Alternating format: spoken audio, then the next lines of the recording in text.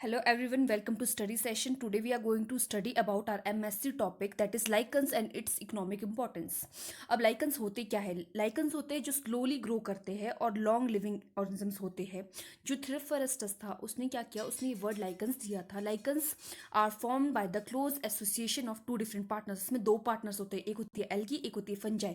वो आपस में मिलकर symbiosis दिखाते हैं, एक दूसरे के साथ रिलेशनशिप दिखाते हैं जिसमें वो एक दूसरे का फायदा करते हैं. ठीक है, जो एल्गी कंपोनेंट है उसको हम फाइकोबायंट बोलते हैं. क्या बोलते हैं उसको? फाइकोबायंट बोलते हैं या फोटोबायंट भी बोलते हैं उसको. ठीक है, जो लाइकन्स का एल्गल पार्ट होता है. ठीक है, जैसे फॉर एग्जाम्पल एक पार्ट है ये क्या है, इसको हम लाइकन्स दे देते हैं. इसका एक पार्ट होगा एल्गी का, एक पार्ट होगा फंगस का, जो कि एक दूसरे के साथ रह रहे हैं, रिलेशनशिप निभा रहे हैं, सिम्बायोसिस शो कर रहे हैं अपने फायदे के लिए. एल्गी को अपना फायदा चाहिए और फंगस को अपना फायदा चाहिए. एल्गी उसके लिए फूड बना रहा है लाइकन्स में.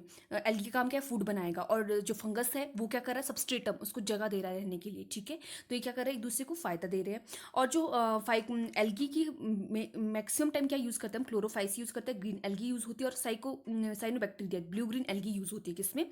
लाइकन्स में. अब हम माइकोबाइंड की बात करें. माइकोबाइंड क्या होता है? फंगल कंपोनेंट, जो फंगस पार्ट है उसमें दिया हुआ उसको बोलेंगे माइकोबाइंड. ठीक है, it is belongs to ascomycetes और या फिर बेसिडोमाइसिटीज या फिर ड्यूट्रोमाइसिटीज. ठीक है, ये बहुत ही क्लियर है हमारे पास. और अगर हम लाइकन्स की अक्रेंस की बात करें तो वो मैक्सिमम हैबिटेट उनका वहाँ होता है जहाँ पे कि वो लेस पॉल्यूशन हो, जहाँ पे केमिकल पॉल्यूशन ना हो. ठीक है, अब ये सबस्ट्रेट की जहाँ पे वो रहती है, उसके सबस्ट्रेट की जिस तरह पे जहाँ पे वो रह रही है उसके बेसिस पे उसको हमने वेरियस टाइप्स में उसको डिवाइड कर दिया है. एक होता है कॉर्टिकोलस लाइकन्स. कॉर्टिकोलर लाइकन्स वो होते हैं जो ट्री ट्रंक पे अगर क्या आपको लाइकन्स दिख जाए वो क्या होंगे? कॉर्टिकोलस लाइकन्स होगी. इसके एग्जाम्पल दिया है यूसनिया एंड द पार्मिलिया.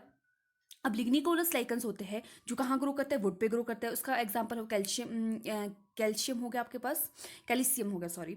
और terricolous lichens grow on ground and saxicolous lichens grow on rocks. ये क्या है? इसकी अकरेंस की बेसिस पे इसको डिवाइड कर दिया है, जो आपको बहुत इंपॉर्टेंट है, आपको आना भी चाहिए.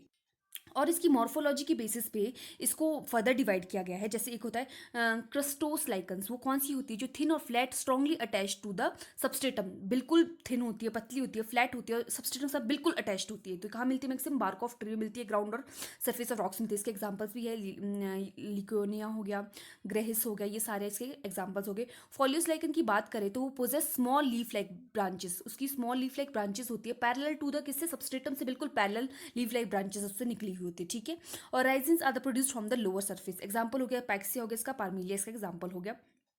अगर हम फ्रूटिकोस लाइकन्स की बात करें तो extremely branch like bush branches are cylindrical में ग्रो टू 5 to 10 फीट. 5 से 10 फीट तक की ग्रो करती है और ये बिल्कुल ब्रांचेस होती है, इसकी बुशेज निकली होती है. ठीक है, इसमें राइजिन्स इसमें एबसेंट होते हैं. अब इसके एग्जाम्पल हो गया यूसीनिया हो गया, क्लेडोनिया इसका एग्जाम्पल हो गया. अब हो लास्ट वाली आ गई है स्क्वेमुलोस लाइकन्स.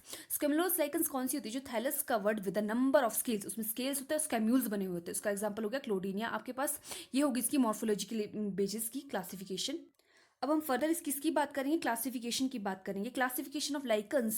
अब according to the ICBN name of lichen should be base of fungal components के बेसिस पे इसको डिवाइड किया है. थ्री क्लासेस में क्या है? एक होती है एस्कोलाइकन्स, एक होती है बेसिडियोलाइकन्स, एक होती है लाइकन्स इन परफेक्टाई. इनको हम बिल्कुल ब्रीफली पढ़ेंगे. तो फिर जो हमारे पास पहली आती है वो होती है एस्कोलाइकन्स. माइकोपाइन बिलोंग्स टू एस्कोमाइटीज. ठीक है, ascomycotina. And reproduction similar to the ascomycotina produces ascus और एस्कोस्पोर्स प्रोड्यूस करता है. ठीक है, majority of lichens are the ascolichens. अब बेसिडियोलाइकन्स होते हैं बेसिडियो माइकोटीना से जो बिलोंग करते हैं. They produce basidia and basidiospores during reproduction and the only few lichens belongs to a basidiolichens. ठीक है, अब लाइकन इनपरफेक्टाई कौन सी होती है? जो ड्यूट्रोमाइक्टियोना से बिलोंग करते हैं. ड्यूट्रोमाइसिटीज भी बोल सकते हैं इसको. Lack sexual reproduction. ठीक है, और लास्ट में अगर हम रिप्रोडक्शन की बात करें तो रिप्रोडक्शन ये थ्री टाइप्स का शो करता है. एक वेजिटेटिव रिप्रोडक्शन, एक सेक्सुअल रिप्रोडक्शन, एक होता है सेक्सुअल रिप्रोडक्शन. तो सबसे पहले हम वेजिटेटिव रिप्रोडक्शन की बात करेंगे. वो फ्रेगमेंटेशन के थ्रू होता है, सोलिडिया के थ्रू होता है, सीडिया के थ्रू होता है एंड सिफोलिडिया के थ्रू होता है. जो फ्रेगमेंटेशन होती है उसमें central part of thallus disintegrates the peripheral part dissociate and from a new lichens. Simple part होगा थैलस का, उससे कट हो जाएंगे पेरिफेरल वाले पार्ट्स, वो क्या कर देंगे? न्यू ऑर्गेनिजम्स को गिव राइज कर देंगे. अब सॉलिडिया एक बर्ड टाइप स्ट्रक्चर होता है जो फंगल हाइफा में अटैच होता है. जो उससे वो सॉलिडिया बर्ड निकल जाता है जब, ठीक है, वो क्या होता है? सॉलिडेलियम नाम का ग्रुप फॉर्म करता है और break upper cortex and appear distinct pustules form करता है, ठीक है। Isidia cylindrical root like structure growing upward with the basal construction. एक सिंपल थैलेस सबस्ट्रेटम होगा, उससे एक इसीडिया इसीडिया करके एक यार सबस्ट्रेटम्स से बेसल कंस्ट्रक्शंस अपवर्ड की तरफ ग्रो करती जाएगी, वो डिटैच हो जाएगी और फर्दर ग्रोथ शो कर देगी। और सिफेलोडिया, सिफेलोडिया क्या होते हैं, gall like structure with different algal members, डिस्फिल फाइकोफाइलम होते हैं इसमें। ये क्या करते हैं, न्यू ऑर्गेनिजम्स को रिप्रोड्यूस करते हैं बाय वेजिटेटिवली। अब हम नेक्स्ट पढ़ेंगे इसमें सेक्सुअल रिप्रोडक्शन और एसेक्सुअल रिप्रोडक्शन। पहले अगर हम एसेक्सुअल रिप्रोडक्शन की बात करें तो अकर्स ओनली इन माइक्रोबायंट।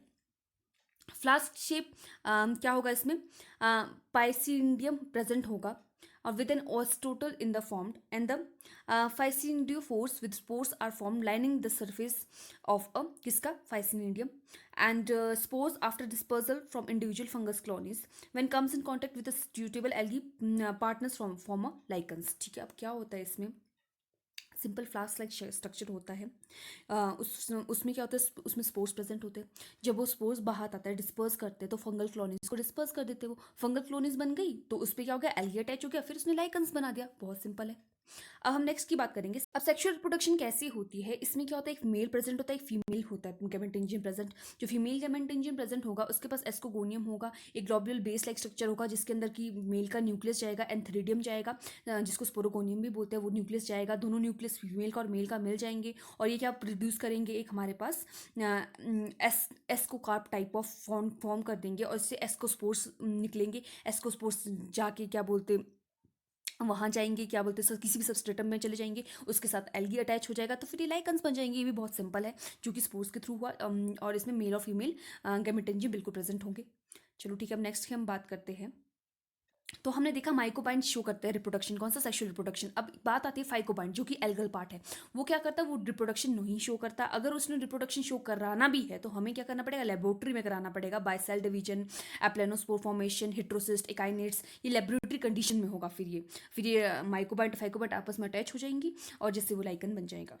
अब हम किसकी बात करेंगे, हम इसकी एप्लीकेशंस की बात करते हैं। अब एप्लीकेशंस इसकी कैसी आती है, फूड एज अ फूड, ये एज अ फूड भी लिया जाता है। जहाँ पे कई बार डेफिशिएंसी हो जाती है, फूड की कमी हो जाती है, फेमाइन आ जाता है, वहाँ पे लाइकन्स को भी एज अ फूड लेना शुरू कर देते हैं। बट कहीं पे भी staple food, even in a delicacy, ये भी बिल्कुल ही ये यूज़ किया जाता है एज अ फूड। अब लाइकोन्यूमेट्री में यूज़ करता है। लाइकोनोमेट्री क्या होता है, क्या, it is a technique use to determine the age of exposed rock. किसी रॉक की एज को पता करना हो तो उसके लिए भी ये बहुत यूजफुल है।